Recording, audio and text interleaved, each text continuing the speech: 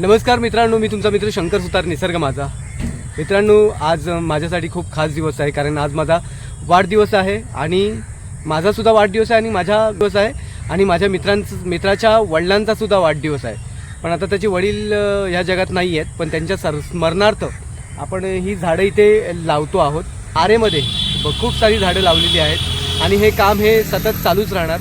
आणि तुम्हाला पण सांगतो, तुमचा वाढदिवस असेल, ॲनिव्हर्सरी असेल, काही तुमच्या घरात प्रोग्राम असेल, तर तुम्हीसुद्धा अशा संकल्पना करा. कारण की आपण काहीतरी खाऊन किंवा काहीतरी असं सेलिब्रेशन करून ते पैसा खर्च करून आपण तो पैसा वाया घालवतो.